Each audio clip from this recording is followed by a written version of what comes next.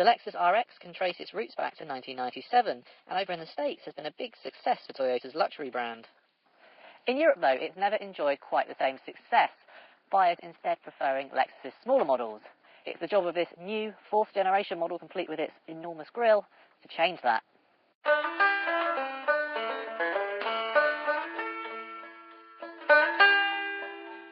Lexus intends to do this by making the RX more fun to drive without sacrificing ride comfort. We'll find out in a minute if it's succeeded, but first let's see how big this beast is on the inside. Two versions of the RX are available, the straight petrol and this petrol-electric hybrid, which sacrifices some boot capacity for the battery pack. As a result, this is not a huge space considering the size of the car. BMW X5, for example, has a lot more room. Plus, if you follow me round to the side here, you can see that even when you fold these rear seats flat like so, there's still a lip in the load bay. You can extend boot space by sliding the rear seats, although you'll sacrifice some leg room. And while you can fit three across the back, headroom for the person in the middle is a bit tight if you have the optional panoramic sunroof. No such reservations about space in the front though, and this is a terrific dash as well. Build quality is just impeccable. The buttons, although a lot of them are very tactile to use, and there's lots of adjustment in the seat and the steering wheel, all done electrically. There's plenty of storage spaces and the giant screen has a pin-sharp display.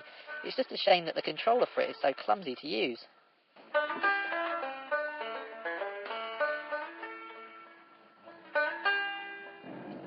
Lexus offers the RX with a 2-litre turbocharged petrol engine, but it's this hybrid model that will be far more popular. It uses a 3.5-litre V6 along with electric motors on each axle, so it's four-wheel drive. It also means that you can pull away in almost complete silence. However, it won't be long until that petrol engine kicks in again, because unlike some of its rivals, the Lexus isn't a plug-in hybrid, so it doesn't have a huge bank of batteries. What this also means is that by today's standards, CO2 emissions and fuel economy are kind of average, 127 grams per kilometre of CO2 and 51 miles per gallon. We've been getting nowhere near that kind of economy either, instead recording about 30 to 35 miles per gallon.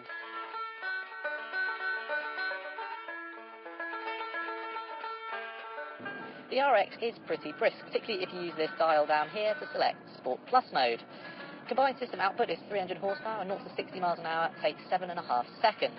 What's more, you tend not to mind the CVT gearbox so much because, although it does hold the revs high when you accelerate quickly, the V6 sounds quite good. And what about that promise of improved handling? Well, compared with something like a Porsche Cayenne, this is still a very soft car, so it isn't particularly rewarding when you take it by the scruff of the neck.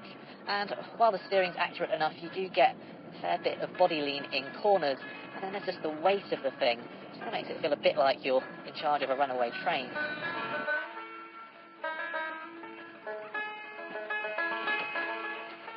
The RX is also a very comfortable car on the motorway, and I've no doubt that it will be a pleasure to use day in, day out, especially if you do a lot of your driving in town where the hybrid system is in its element.